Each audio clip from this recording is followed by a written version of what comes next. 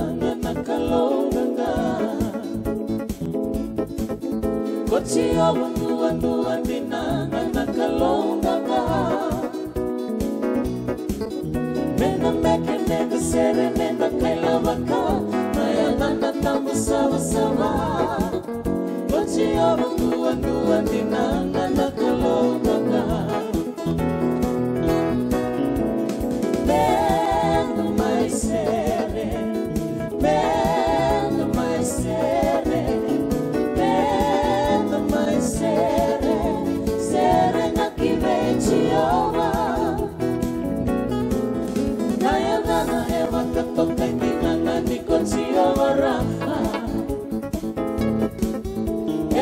Kamulai besere kiwei kokea Matamako loki loki keina manekede era mula ma Kochia wanua dekala walawe bakamulai Menda mai sere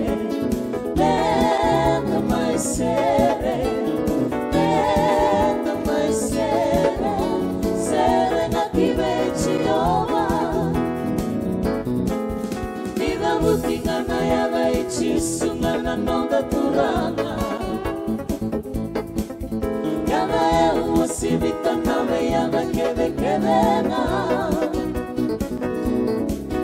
Era meki nuru kina na nuru kevena Nave kevera wakatusa Isenchi sundua nua na turanga nonda nonilewa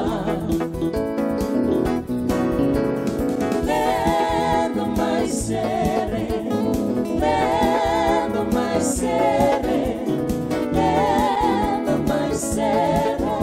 Sere na kimechi oma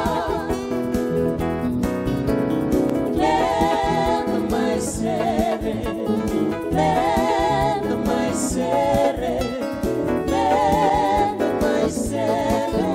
Sere na kimechi oma Taumanta na nonta wakabini sarabale wana kalu na mataka ni singa ni turangan taindai. Nintara ni mai verong tin matale na lotu kamburake ni television na mai TV na mataka ni singa ni kuwa. Nanta wakabini nakatakatiko na nololo masuli wale na kalu katumberikan tatiko mai. Meada ko na mataka ni singa taindai. Hindi na nila ko duru matiko na burubura isonan rakin renre. Lako duru manabi matabu wale sonan rakin duindu yanda marautaka na kalu. Ni rani tumberikan tatiko na nololo masuli wale kan tatiko raukin na mataka ni singa taindai. O sabi kinda bagi sakatiko na mataka ni kuwa. Weke muniketa na barong atiko mai na television ni mai TV na mataka taindai na biasa viti. Kena biasa buru-buru. Sa kinda bagi sakatiko na ulu nanda bilita kini mati nitu. Turanga na presidendi kena nomuni mata wale. Sa kinda bagi muni sakatiko na yada ni ngone turanga. O Jisu Kristo. Kinda bagi sakatiko na ngone turanga na liluni nanda mati nitu. Turanga na prime minister. Nimbulu binasa kena nomuni mata wale. Sa kinda bagi muni sakatiko na yada tali. Na yada ni ngone turanga o Jisu Kristo. Binasa wali wana kena ngarabitiko na itavi. Na kena vivi bagitiko na nanda mati nitu. Weke muni kena sakana ministers ni vei tambanan duindui. Kena nomuni bugu kena nomuni indui mata wale. Sa kinda weke muni sakatiko na yada tali ni ngone turanga o Jisu Kristo. Weke kinda bagi sakatali tunga na matakan taindai. Wera ngone turanga na liuli nanda mati walu turanga na komanda. Kena nomuni mata wale. Weke muni kena sakana turanga ni walu marama ni walu. Doni batin bi walu. Dorobongo na leo ni leo nonda mate ni mati walu nonda mate ni tu nasa wale wana kena mariti kono nonda mate ni tu na kena tango magiti kono nonda bunua bike manisa na barong ti ko mai saine ai leo ni mate walu libiti ni ti ko mai toka lolo mai saine ai mai Iraki ke manina ti ko mai na Gold Knights ni mbula binaka sa kinda baka sa kataltinga na nomunin tu mata wale na baka ngone turanga na komisna ni visa ni nonda mate ni tu Kinda bagi manisa tiko kena nomuni mata wale na yada tali ni nonda turanga o Jisu Kristo. Kena muni kena sakana turanga ni obisa, marama ni obisa. Kena muni na turanga marama baka namba. Kena muni na dhurubo ngone lewa. Leo ni tambataka ni obisa ni nonda mata ni tu. Binasa wale wina kena ngarabi tiko na itabi na singa kena mbongi. Kena maroi tiko na nonda vanua. Weke manisa kana ngone turangan komisna ni beng gravi na lama ni bono ni biba kan tono taki sakinta weke manisa tigo no muni mata bo vale ke kemuni keda nan tau ni beng gravi kinta weke manisa talanga na weke kimami ni tigo na bono ni biba kan tono taki turangan marama doru bono ngone leo ni bulu binaka sana matakan de indai na dabo ni warrong sa tigo mana matakan ni kona dabo ni lako doru matigo sa kinta weke muni na ada ni beisreke na ada ni ngone turanga Yesus Kristo kinta weke manisa tigo na turangan na lulu na matay waleway, turangan na komanda ni Nevi, kemani keda na turangan ni Walu, marama ni Walu, doni batin Walu, kemani na darubungan ni Lewa, ni Lewa na tiyo na matay waleway, nanda punua kin nung nito yung matawawali. Wekinta pag isa katiko pero na turangan balik, na marambali nanda punua ibiti. Nabiyasa na itinigabani nanda punua, kemani sa kanan ni mami turanga, na marambali ni mami punua. Nibili utag ito yan, nabindela na baka turanga, ibiti ang dainday, kertuma, sa kinta pag kemani sa katiko, na ada ni ngone turanga, Yesus Kristo. Kaya manisa na liu-liu ni bay tiki niya ngoy Kristo. Sa kinta pa kaya manisa na itala na gasilia po ni bay sungko-sungko luto kaya ba Kristo. Nimbolo bilang sa kenom ni mata po bali. Kaya manina presidente ni bay mata luto ba Kristo. Sa kinta pa kaya manisa kati kenom ni mata po bali. Kita pa sa kati ko na ngone turangan na liu-liu ni luto eklesia katolika turangan na sa bishop kaya na po bali pagka eklesia nimbolo binaka. Kita makasakatala ito nga naturangan na bishop ni Lotu Anglican, kaya nung ni Matawala, kaya nabubali ni Anglican Churches. Eviti and Dainday. Sabi kita makasakatala ito nga, kaya manina warong at tikumay. And matakan ni Kuha, and My TV, kaya manina italatalang gasya ni Biwasawasi. Na italatalang ni Bitamatakadaka, na dawunaw, kaya manina ibakatawa, na tuiraraliw, na tuirara, kaya manina kita na daw ni Bingarabi, ni Lotu Ba Kristo, Eviti, Kerotuma, ni warong at tikumay dinday. Kita makasakatala ito nga, kaya manina warong may nabiya sa ibura-bura. And Facebook ni My TV, ni mbulo binakasakin na numuni matawali. Kaya manina nakataka na UN, kaya manina tuyan na besa ibura-bura ni sambulo binasak. Na matakasakan dinday ni Bertiko ni Ronga Bikanda, na nontay punaw, krem, na nadusum sa ka na maso.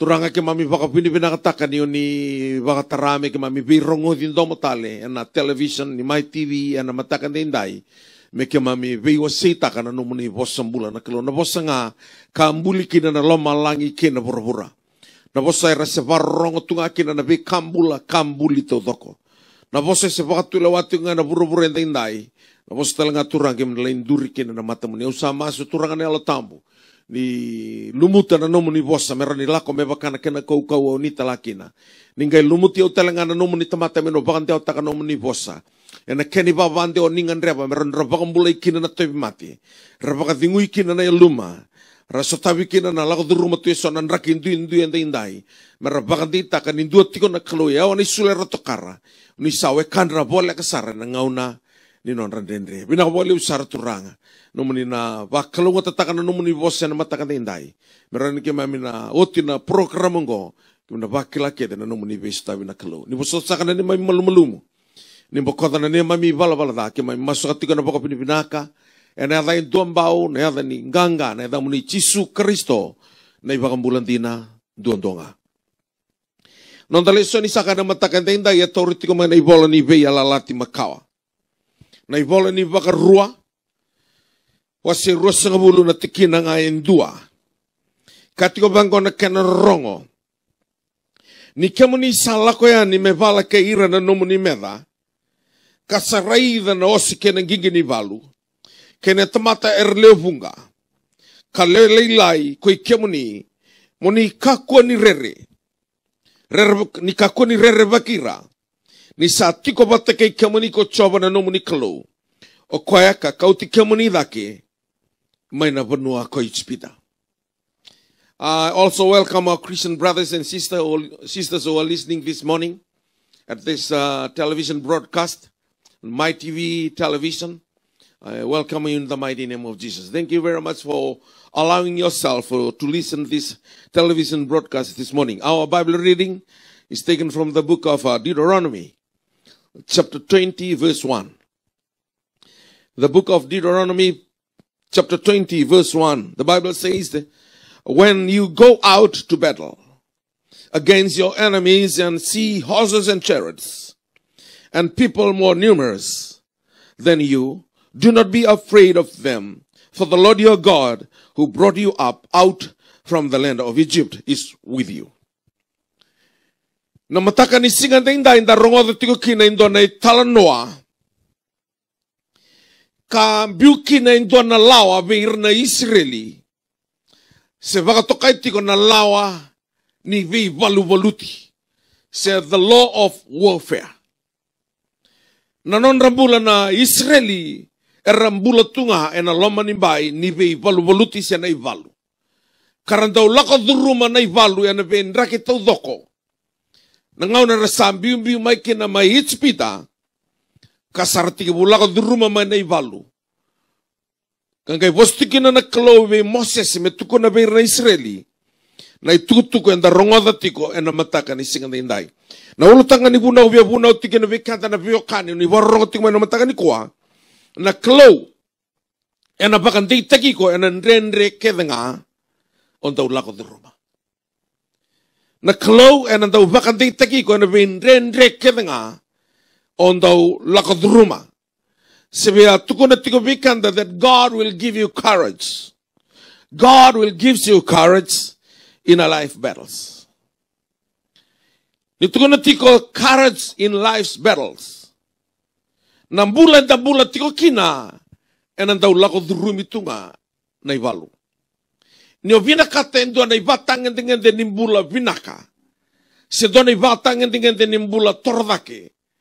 Enandau lako durumitiko na kena ivalu.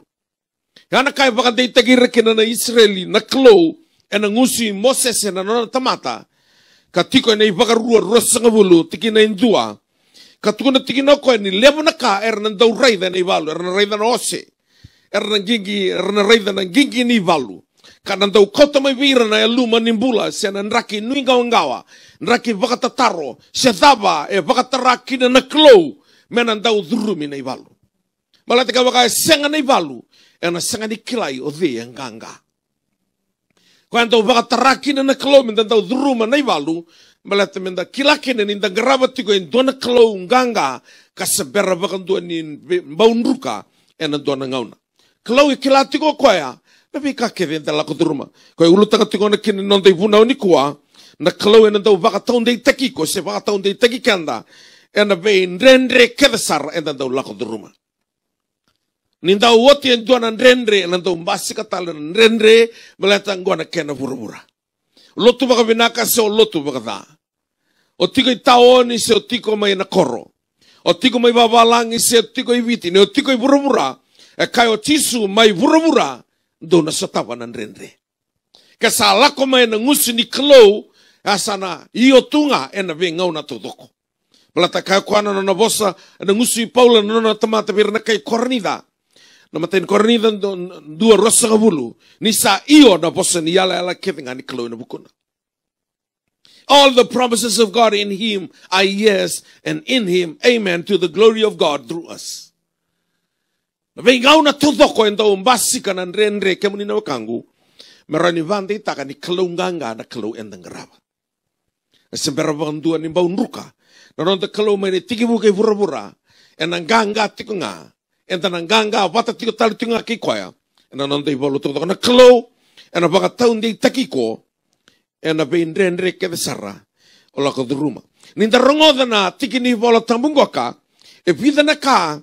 Se rua mandanga na ka. Levo na ka. E tiko kina. E rua mandanga na ka. Ubina kate me una baka de taki kanta kina. Ena mataka ni singa indai. Via tuko na tiwani na wili ka tali ka ni ibolo tambolang. When you go out to battle against your enemies. And see horses and chariots and people more numerous than you. Do not be afraid of them. Na mataya, if you have tukuna kalo na bossa ni bi vakanditaki. Said the word of encouragement. No, vakanditaki na kalo, vakanditaki na Israeli na kalo, and na ngauna ni nondra ndrenre. Ka vidanai na mala ni vose kina na klo e na i vola tambu via kota mai vikanda indai menda vakandita ka ni klo ndo vakandita ki kanda e na vengau na keve ni nonda ndrenre ndo e tiko na lakoyani wase o se tini ka ba na tikina e tini ka tolu. Lako yani wa se tini ka ba e na tikina e tini ka tolu. E watingo na kena rong. Asa kaibir na tamatango Mosesi. Moni kakua ni rere. Ni tu bagandua karida. Na viva mulai coba na takaba na kemo ni mali o endai. Indo sa raidir na kay chipita endai. Indo na senga ni raidir tale katao mundo. Na kalau ento viva kan ditaki endai. Ni kuwa. Na veikanda lako duruma. Na ivalu e baka voli tikanda. Na ka e mbole na non tambula. Na kalau sabia bakan ditaki kanda tiko. Ni tuna ko ver na Israeli. Tuna tiko bango na kana ivola tambu babalangi. But Moses said to the people, do not fear.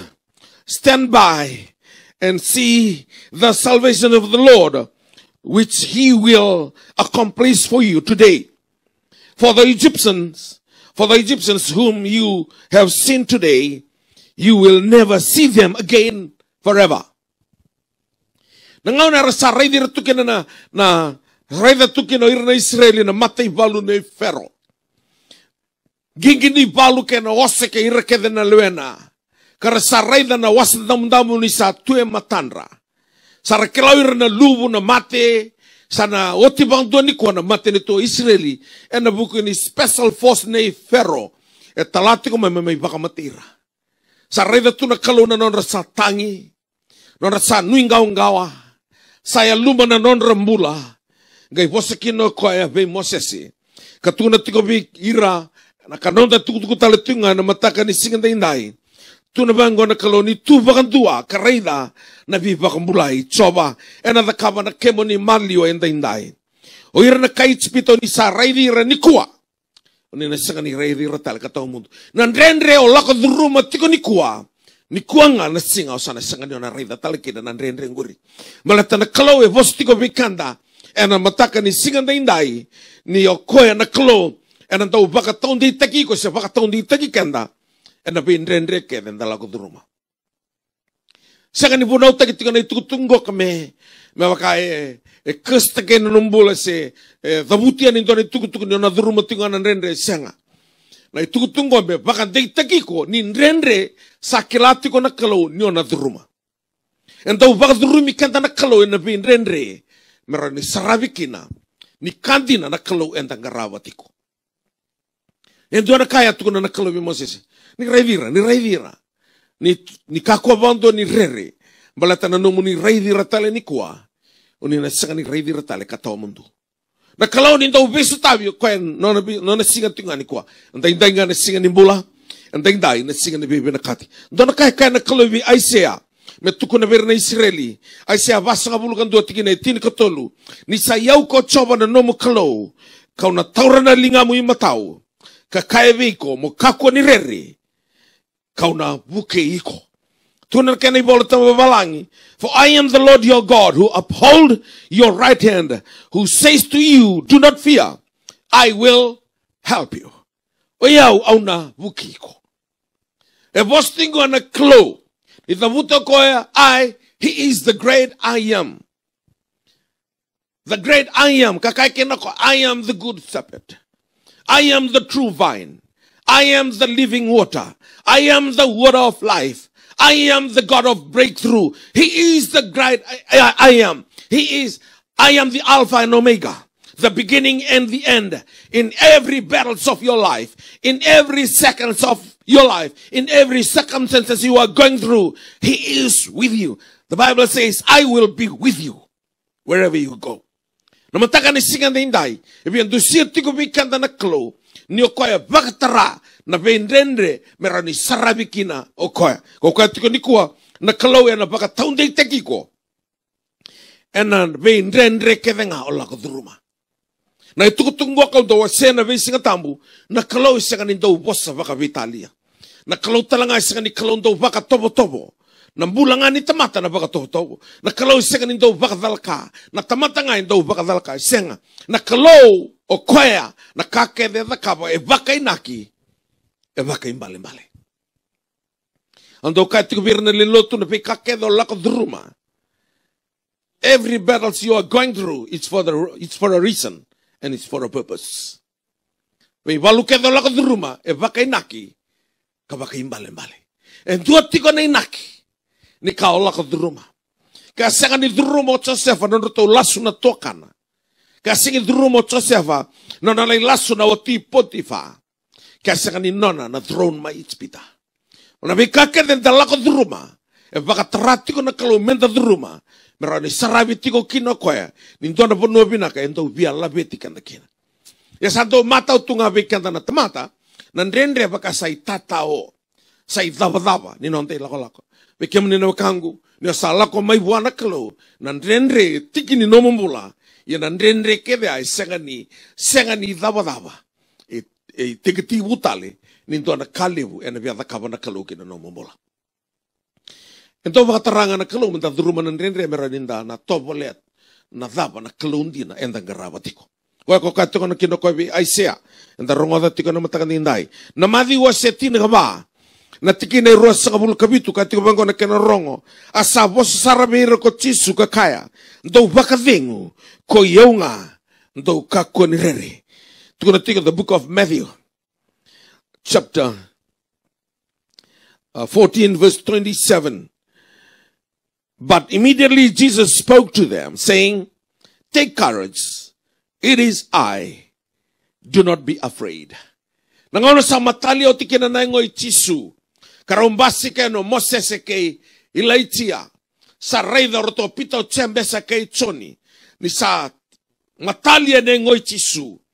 Sangai taray roto na rere. Nangono roto ngoy reiki na sa royalo Moses ke chisu. Moses vate ke ilaita. Sangai kakwa virto na tise pilo chembe so pite ke choni. Ndau kakwa ni rere. Eonga. Na loma nimbai ni rendre o lako durumgori. Na beka e voluta tiko no mumbula. Ndona mate mbeka sa kaya na buniwa ni sa seni rawa. Ndona challenge mbeka baka ilabo sa taratiko mena no mumbula. Sa senga ni soimi na mbili. Sa bolenga ni besu na vale na motoka. Sa dengu na takadaka. Sa bi tanga imai na bi matangali dola. Ana rauta baka binasarangana. Nomu kalau ena mataka dendai. Koe tukuna tiko viko ka talai au mai. Me tukuna viko ni kalau. Ena baka dei takiko. Ena binrendre ke do lako duruma. Ka koe bertona tisa pilindau kaku ni rero yaunga.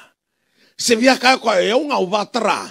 Mandau sotaba na nrakingoka. Meranindau kila o yau utiko. Au nandau baka dingu ike mundau. Peke munisa kano kangu ena mataka nisinga dendai. Sambole hindi na tiko na non tambula. Na pura-pura tambula tiko kina. Boleh na non tambula na vika babo sa ambasi kamay. Na vika satara na non tambula na itambangone na non takawa. Sana baka tataro tiko beka na elonda. Sana baka daba na non tabe singa ni mataka. Enda kaimbe ko kenta na sangkas taki ni binaka na non tangau na sandre na ngau na ngau bia kaibi kemuni na kangu. Na ngau na keve, se non ngau no kende se non ngau na luvenda ena binaka balate tiko indona na kalau eroni baka taun dei taki kenda ena bingau na non tendre kema ni saka na turanga ke na marama mbale ni non ta bonua sa oni ngau beka na bikai so sa druma tiko na mbula ni no mo bonua na bili utaki sa baka tatan rendre mai sa senga ni rungodi non tomo ni bibande taki kema ni na wakangu kema ni saka na tau ni bili utaki na non ta bonua se kau tiko ngana kalo. Ko sarani baka taon dei takatika ni sakadivi ke muni vili utaki na bindele na bubaka turanga ena toko ni ke muni talaga. Mala toko sa kanindu bimbulinga ka bimbili raki. Sa kanini baka tara mo nila indambe ni vili utaki ni banua menga imbuti ke muni nduondo tu membili raki ke muni senga na kalo na toko na no muni vili utaki na kanga muni na baka ditaka ni ngole buana kalo. Ko e tiku buana kake de membeleta na muni vili utaki ka tiko talenga buana kaukawa me baka dei taki ke muni ena vingau na ni no muni rendre. Ni vos tiko na kalo vi Mosesi ka vos tiko ke nandua na kauta mata ndua na mate ni tu ka baka dei taka tiko vira ni koe rani duruma bate ke ira no rakin du ike tenga. Tulu talo tiko na vikanda na ivola tambu ena dhaka wasi rosa kabulu katulu na tiki na itini ngandua. Vango na kena rong. Ia nambongi samuri satu boleh kabua ako koe na turang. Kakai mo baka tingu nga Paula. Ni sa kilikili mo tukuni au mai Roma. Mai Roma talenga. Me baka kosa tukuni au e Jerusalemi. Tuna tika vikanda na hivola tambo na dhaka. Rosa kapulka tolu tinigandua. But on that night, immediately following the Lord stood at his side and said, take courage, for as you have solemnly witnessed to my cause at Jerusalem, so must witness at Rome also. Sala iniganga tiko Paula na vendrendre lako duruma mai Roma ngai tuko na buana kalosianga mabaka ngana nungo abakan titeki ko numu bakan din teke o mai Jerusalem au no buke ko talanga ka baka taun titeki ko ena nungo na numu na tukuniao ena loma ni bonongo Roma se viena bonua Jerusalem se mai Roma na kaloe baka tula watik ngana ndale ni borongo se tiko mai balangi se tiko ibiti se tiko na bonua ni tiko baka balangi se tiko mana korro na veka kede o lako duruma na kaloe na baka taun titeki ko ena vendrendre kede ngau lako duruma. Ya indua na kae, bangante takatiko na kalo. Veira na Israeli. Ena ngusi Moses na nona tamata. Ena ivola ni vagarua. Kami vostiki na vikanda na turanga. Ena mataka ni singa na indai. Ndua tala na kanga ita kaba na kalo. Ena bosa ni Moses sena. Tukutuko e kana kalo bi Moses. No, bangante itaka na kalo ni tiko. Ena vingi bunua kede. Ena lako duruma kinanre. Or the divine presence. Ninda rei tiko na tukutuku ngoka ni banganda itaka tiko na kalo na non rambula na Israeli o kwa sanga wala nga ni baka yalo nganga takira na Israeli ananrendre lako duruma e tiko bata saranga keira merakila ni klo e nona na ivalu kasanga ni nonta na ivalu e nona nanrendre nondo kenda nona baka vingu na klo kanda lako bata tiko kei kenda e na vinga una kedinga. Tuna tiko bango kana ibola tambu ena lako ena baka tiki buase rosanga bulu kawalu ena tiki na itini kalima bango na kena rongo karaida kauna tiko bata keiko ka baka muleiko ena nungu lako kedenga au na baka le siko talenga kina bonongo ni na senga ni beautiko kame udakaba manda veiko na kaka usa bosa kina veiko baka tiki buase rosanga bulu kawalu tini kalima. Behold, I am with you, and will keep you wherever you go, and will bring you back to this land, for I will not leave you until I have done what I am promised you. Ngona katuno ko vi chekope, ngauna sa duri mai kina nona tanro chekope, ngai reida ni sa tuna I kamba mai loma langi ki bura, ngai baka longa te ko na koloni na lako batiki ko.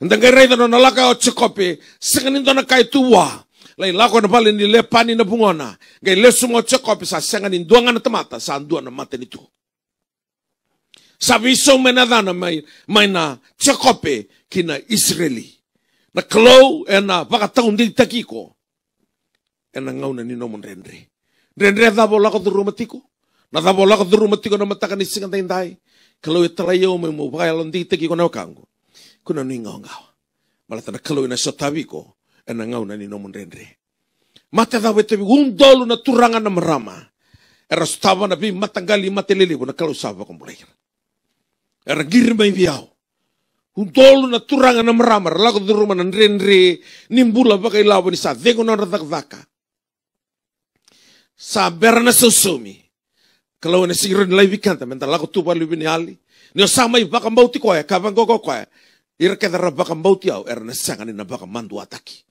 na mataka ni singa ndai na kalo ena baka taun di teki ko ena bingau na kete ni no mundendre kalo ena la beta ta na no mumbula ena mataka ni singa ndai do tala na teki ni bola tambo me baka ndai teki ni ndau tiko bateki kanda na kalo la ko en kana ronga na mataka ni singa ndai bango na kana ronga bi kanda na biokani ni bostiko na kalo ve ira na Israel ve Moses Mesulevi tuna he said my presence shall go with you and I will give you rest. Ngokana lakani ose tol sobul ka tolu na tikina itin ba. My presence shall go with you and I will give you rest. Au na lako batikiko ka na sulevi ko na no gubakavingo. No mataka ni singa dinda be kemo ni no kangu ni borongo tiko mai. Au banduria ta ketiko baka au baka turatiko na kalungo. Yana mata ni no monrendre. ena mata ni valu ta tingori o va duria tiko ndona kalau se nona tingana i valu se nona tingana ve ndrendre tau doko ko ena baka tau ndi tekiko ena loma ni mbai ni no ndrendre da bola ko duruma tiko ena mataka ni singa niko o baka sama taka tiko ena vidana singa sawoti ninggiri tiko mai entua na marama ni sa senga tiko ni sudura na ngone tarto kaitale tungana bunuai ni na mate na ngone ai ketena kero ngai masu na klo ngai pakambula na ngone ngai sudu mai vana kilo pakatava na bimbi ni ngone sando na ngone bakai tamera sangiri su mana tinana tu no ko yo nga wangiri ani ni sa tukuni tiko na ngone na mate ketengu sa senga ni madala na karaka na bunuai sa sudumbula mai ngone mbula binaka ngai ngone bakai tamera ana kai betu kuna tiko na kalo ninto baka tarau ko na ndrendre na loma ni ndrendre ya ana baka taundi taki ko kina na kalo me baka dina takabi ko ni senga ni nomu nei valu ena na kalo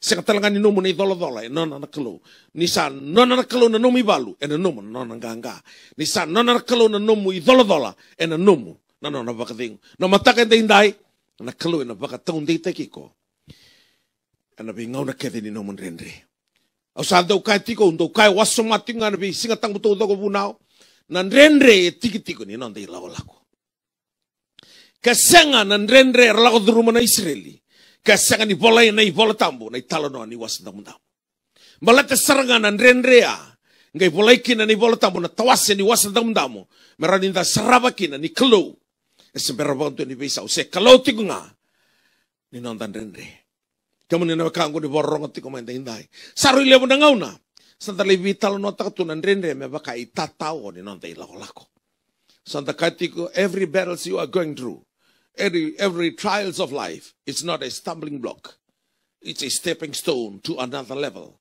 of breakthrough sanga ni tatao entua talangana entua ngana butu menta butu yanikina menta lako yanikina to na puno vinaka baka rauta katiko na kalo ena dela ni buru-buru ngomenta na sarawakina ni mbula tika na nonta kelo ko semperbanto ni mbau besau ve mata lo tuba Kristo ta benta lewena ngor na isong-song lo tu binaka kelo na ongaraba tiko lo tu binaka sa lo tu tiko kina ya monobakan deita kenda indai na ulu ni nonta ru isong-song lo to chisu ko vos tiko vikenda ru indai na be ndrendre keve o lako duruma na kelo ena do bukeiko kabangan deita kiko ena loma nimbai ni ndrendre ngore elasu na te borro ke menina makangu elasu na tamata o lasu talengoiko entina ngana kalo au lasu yau bertana kaya na bola tamu ena lasu na tamata ke tenga ena ndina ndo tinga na kalo yo vagatura tiko na kalo ya matamu ni kwa ni ko tu na ko I will give you rest tu na ko be Moses my presence shall go with you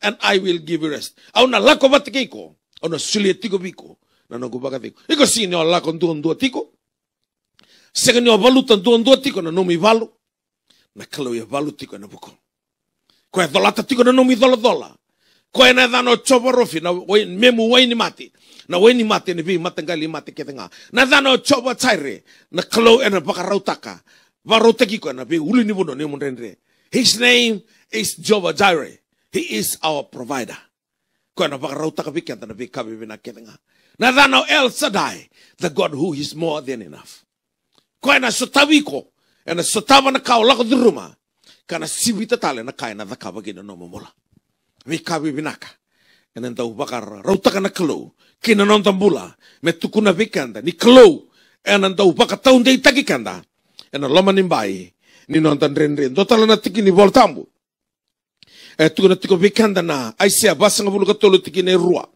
niko sa lako ena loma ni wai kauna tiko keiko kena loma ni bei udhi wai ena senga ni na lubudiko niko salako na loma ni mbuko wanga ena senga ni kaniko ena senga talanga ni katiko na yame ni mbuka katiko bikanda na kena ivola tambo babalangi the book of Isaiah chapter 43 verse 2 when you pass through the waters I will be with you and through the rivers they will not overflow you when you walk through the fire you will not be scorched no will the flame burn you. Sidra. E tambo.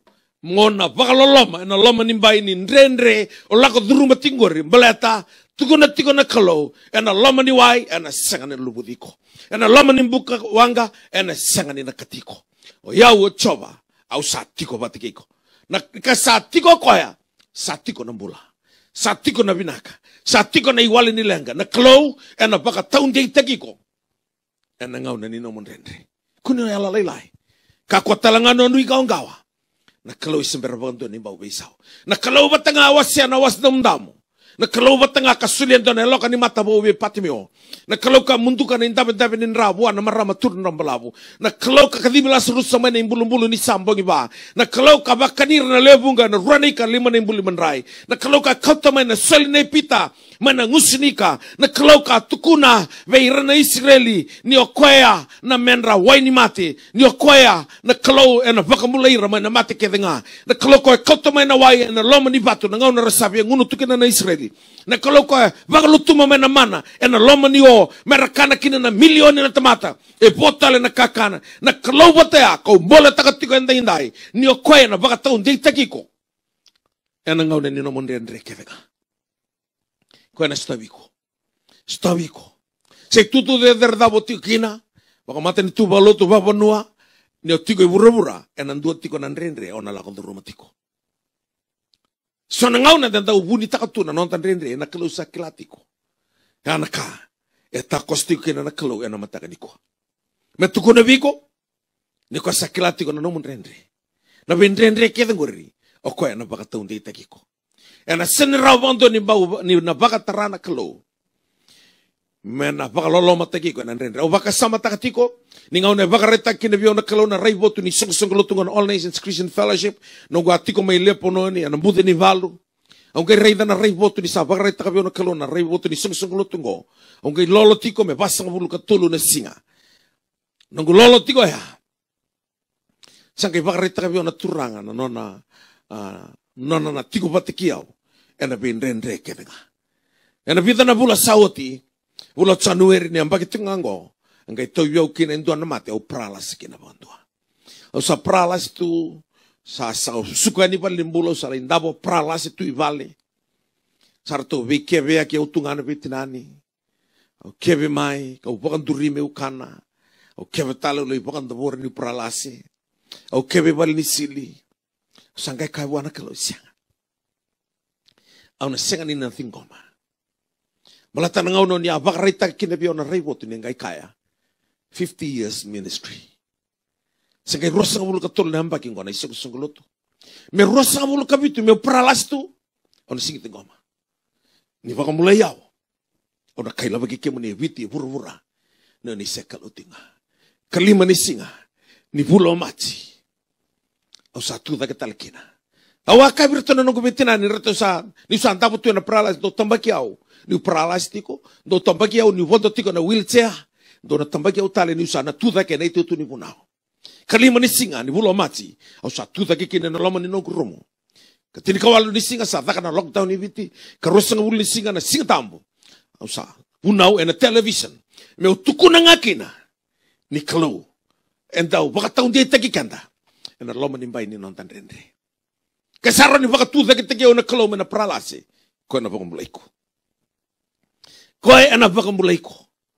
Semani pakadaba na kena pakadoma mbula na mate ngori ko na mulai ko malata na kalau sambi tu dona sambolo bongi ba na imbulu itu tak mai o iko semberi no mati so pralas tu benga so dingo da tu beka so loki tu so mata mboko gori lai kalebu na kasata kaboto chisu tu da ko la sarusa ni sambongi ba na kau ya semberi ni bisau ena pakamulai ko talanga ena mataka ni singani ko ena pakamulai ko ni kuah malata ko singa ni vivong bulai na no se ni mataka entang tai na singa ni bola entang tai na singa ni bebe na kati klo ena bakalo ngata takiko klo ena bakatau ding takiko ena bin rendre ketanga ola ko teruma maroni sarabitiko kene ni klo sembera bando ni bau besau koya ena sutabi ko ena mataka ni singa ko kemuni no kangu sembera ni besau na nonta kalo raketaba ni bulo ola ko teruma tiko tiko ko ena mataka ni ndai katalai au tiko mai ni koya ena vukiko ena mataka ni singa ni ko dona tiki ni voltamu ngatu na tiko ko ena daka rosa ngabul kabitu rosa ngabul karua iongo au masuti kemani ngoni kako ni yala lilai ni na singa ni dua vikemani ena yali na nonambula ena dhanga na wanga sarlako tiko na ponta tiko na wangka ka pistiko na paula sana na thangilama na uri kilito ningai namura kana wanga wea rasa kolo takane usana iwai sangan ningai mama antara na wanga tuno paulo saboso tipike muni aburia unga na mateni ngauna yang ngersar letu gini lo meniwai sangkai bosa na kalubi paula ko sangkai tuna tingno paula na tuku na matakan ni ko tuna banggo ko ni kakuni ala lailai na sakani dua bikemuni yali nonumbula ena tanga na wanga bikemuni na barro tiko mai sakani na yali nombula ka to mati ko sakatalangani na yali na nombula na rendre ola ko duru matingori na dawa ena numa na buni dai na lasu na kaluwe na baka tonde tekiko ena rendre ola ko duru matiko na matakan sikani indai o baka binibina takatiko na kelo mala toko sembera bonga to nimbau lasu ena senga ngani na lasu kau baka binibina katai kwetiki na nonda kelungo ni sembera bonga to nindona kaendre wa nangau na bosiki no ko be serra ni sandendro serra ni tukuno na englosi be aprama ni na kuni serra ngai smile serra ngaiendre ke vango kana englosi be kwa serraendre mbeka buana kelo yendona ka sengan indona kaendre buana kelo kana kelo be meri ni kayo meri ni satu kuna biko na English ona kuni taka indona ngone tangani apaka dhani ko me otisu kai kayo meri na rambia ka bagi be na be ka ongo ni sember bagandua ni umbao mo de bata ke na ndona tangani sember ni wikila ke na ndona tangani how can this be for I am a virgin e kavango na English be meri wana kelo sengan indona kaendre Mary with God all things are possible. E rawa na ka kivinga. Ni waro vada baratiko na itukutuku na matakan dai. Na klosa vakan dai takay longo me utuku na biko. Ni ko na vakan dai tekiko na lomanimbay nin renre ola ko matingkori. Do na ngauna onang giri may biao si onan daruna sota ona kaya na italtala. O abuna utiko na singa tamboya. Kanom ulutang atiko kina ni klo na wakataon day taki iko ena pinrenre ke nga ona tuku na biyo na kasata ka na kalo ona sakatan ni tuku na do ni tuku bala boro ka nga eme ni ngori na ka nga ro ni ta ka na kalo koya ena wakataon day taki ko na matakan ni singa day was tiko na kalo beir na Israel na ngusi Moses ka tuku na tiko kino ko na tuku ngoka ena ivagarua rosa ngavulu tikina ndua ni ke muni sala ko yani me vala ke irna no muni meda dona meda o sabaluta tigori was tikina na kalo Kareida na oseke na gigi ni valu. Sarai rai baka domo mula tu mai viko na kaya de tingo viko. Sa baka tu dona mata I valu levu.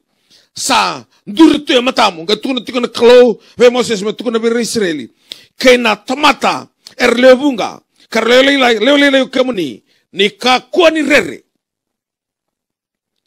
Ka kuani rere bakira ni sa tiko batike kemuni ko choba na klo. O koe kana kauti kemuni dhake, mana puno ko itipita. Sa tiko pateke kemuni ko choba na nomani kalu. Koe ka kauti kemuni dhake, mana punua ko itipita. When you go out to battle against your enemies and see horses and chariots and people more numerous, then you do not be afraid of them. For the Lord your God, who brought you out from the land of Egypt, is with you. Nakalo itiko batigi ko na matakan dinday. Ana bakata undi tekiko. Ko ka kautiko tani. Manaloma ni buno itspita. Itspita na buno ape sugitukin nung bulan ndo na ngauna. Ka sabaka iyo malako mamaing garapa na kalungo. Ana matalutu ba Kristo olewena. Nakalo itiko ni biko. Ko na rerba ka naging kanibalo. Kaku no rerba ka na kasatunggo rin matamu. Nakalo itiko batigi ko. Ni sati ko tuna Solomoni. Sakuni ang anak lo, sakuni ang nambula. Kaya sa baluto tinabi matanggali balu kaya nga. Vanru kaira na mati balu ni Moabi, na mati balu ni Itomi, na mati balu ni Syria. Korabe balu ti Josafati mai. Sengan di balu Josafati, ngay lako nga ni. Rasari sa mati tu na meda todo kay milioni. Balata ni tigo bati kaira no anakalo. Kaya lako duru matigo na no mambula inday. O na sarabakin na nakalo. Kaya sengan ang renri. Siguro ni sarabi raw nakalo. Kaya sengan ni balu. Sengan ni rano bakila raw ng ganga. O nang kay kila ng ganga. Ni sava kay dur ni balu. Ana kalkaki no tibita. Ana same rosang bulu kabitu. Tikina indua kina tikina ba. rarama ni nungumbula ko choba me una tanga na bukide akau ko nungumbula chobo di me una rerbaka kera sa tu balu ni mati balu lebu ke matangu ona sengani tanga serere ke sa baka ni balu dono mena bakakina kera via kene na lewengu hiranga rata rabe kambale e duanga na kausangan reba ongoringa una sengata tiko me tiko ngana pali choba ne bisinga ke dengan nungumbula me rede tiko na langi choba aunque baka taro tiko na loma ni bale ni so na daba na langi choba e ana nganga e na loma ni bai ni balu na bi pakambulai e na loma ni bai ni tobi mate na bisa tabi e na loma ni bai ni rabun rabua na bi baka butu ni utaki e na loma ni bai ni senga e ana nona langi na klo ko e kai tiko bikanda e na mataka ni singa dai na klo e na baka tundi takiko e na loma ni bai ni no mondendre au sabakila tiko e longu ni na satabi ko na klo e na mataka ni ko senga ni do na vo e na satabi ka mani kada na klo e na mataka ni singa dai senga talga ni na satabi ka mani baka tikina se baka vo na kalo na satabi ko na mataka ni singa ni ko pono da barro tiko mekina na kalo sa na satabi ko na mataka ni o sa bakila ni sa tiko buta kala na kalo ona rai matambok ona rai ona tuda ke loki ona vosa ngalo matabu wale kabora na baka binakataki bato sa bakila tiko longu ni kalo sa tiko beso tabi tiko na loma ni bai no mendende sega ni do bikya moni na sega na tukuni alo oni na tukuni alo taka kede na kalewe na dhakava na kalogi na nombola. Weka bibinaka na dhakava na kalogi na nombola. Weka mani na varrongo tiko mani asisa vara. E na vara na kaloko na eka vinikua. O na vuna utiko. E na rara. Mana chichil pak mai lautoka. Lako ya nikia. Marai na vakantina dina taka na kalo vuna utaka tiko nikua. Sega ni doana tobi mate na sega ni vamulai. Kau na kaute ya nikia doana tamata mate na kalo na vakamulai kwa. Loki na didi na matamboka na rai. Vana kaloko na eka vinisinga nikua.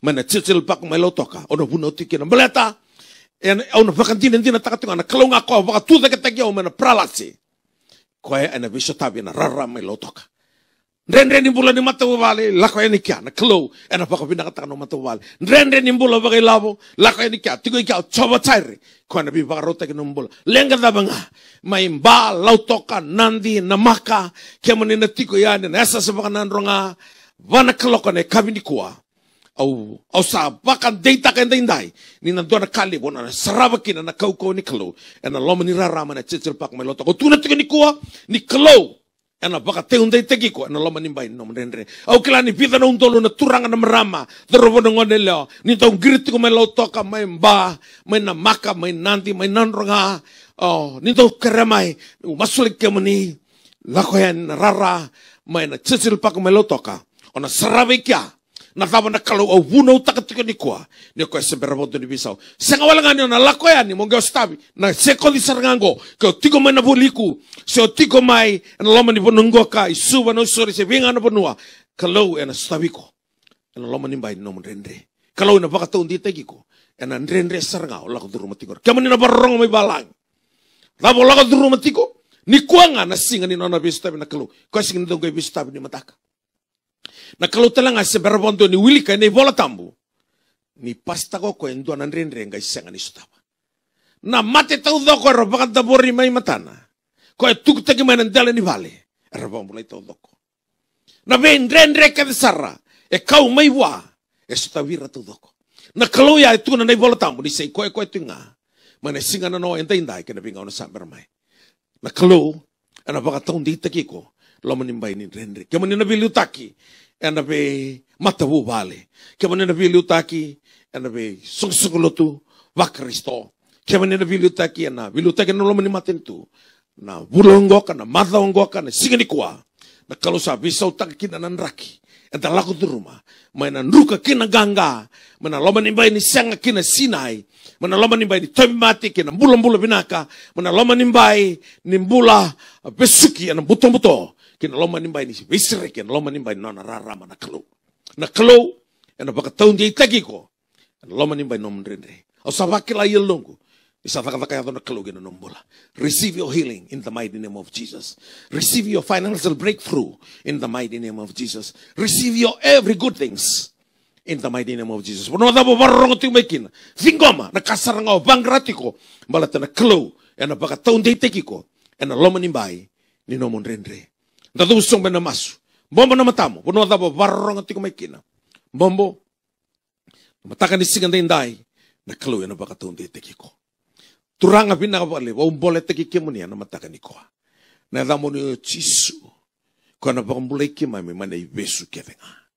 Pinakabali turanga ni semberbanto ni baulaka-laka na linga muni. Muni na bibambulay sembertanga ni bimbinan na linga muni. Muni ruwanda ni may masu. Au sabuna udaw bauta na mate kede bauti ratu na tuwi mate barong at kumain dai. Mera rusa na mate ay nakaukuan ya chisu. Vingo manambula. So sereka na bulan ni ka turang na bikakin na sereka buru-buru na sereki mo lomalang. Sereka bira na bulan, sereka na bibak kalungan tataki. Sereka turangan na bisa tabi na non rambulan renre baka matubo vale. Renre ni bulan bakilavo. Unisa na so tabi ren ni kuha. Me baka roko takin na demoni. Nomuni non rivalu. Sa non ren ni kuha nomuni nganga. Nomuni non rivala non nomuni baka tinga. Usa bakila ya lo turanga. Ni singin ndo bira barong tiko maintay me singi stabi. Erna so tabi tau doko muni baka roko takin na kalo. Kaya master na baka pinipinakan na tamuni Jisu Kristo na ibang bulantina daw lalama doon nga. Amen. Na screen nga ni television gori, lakot yun ikinanamba ni taliboni. Girmay kina, kaya binakata mo maslaki. Kaya sa sutabing, girita lang amikir, meron daw baka pinipinakabuan na kalo. Kaya mo ni kaya naman nasa sa vara, nanti law toka, mba, tabua, si ragi-ragi sarmeka, kaya mo ni may nanro nga, na chichil pa kumalaw toka. Ono bunau tiga ikan, tiga putih ono lutu na bana kelok, ena singa tamu sarang, ena kabisar ngani singa nikua, ena sarabi ngaki na nakelo. Wi mata lutu bak Kristo ke dentale wena, era isongo lutu binaka. Yanda na lai saraba ena rarama ena cecil pak melutoka, ena bana kelok ena kabi nikua, nakelo enda ngerawe semberbantu ni bobisau. Kau ten numilitia, sana tola talisu numilitia. Kau matam bogoyani, ona reilesu. Kau loki-lokiani, ona tomba lelesu. Kau laku duru mati kon ren muli matu wale. Kalau nilai baka binakataw na matu wale. Ren daba nga, wala tanda klo. Ena, daw, bi, baka ditaki. Ena, loma ni bahay, ni nauntan ren. Datu sumpa na masu, ni baka kalo nga tataka na station ni television ngo na My TV. Marama na CEO, kay rakete na liwena. Ni baka nga tataka na station ngo, mento na station ni Turanga, ni television. Karena pamulay kina baka yalo. Stabikina na be mata-tamata ng duy kay ito kayo bitin na inday. Nabali usar naman ni rongatan na naman masum sa kresa katiyo naman ni loloma na kalo. Loloma Jisu na bakatingon na be wataw di tikin ni alum ni na kalo na alatamo. Minima minda inday ni matakin na be ngaw na kita nga. Makakwasar nga ni mundo. Amen. Wakalo nga tikya mo ni naturangan.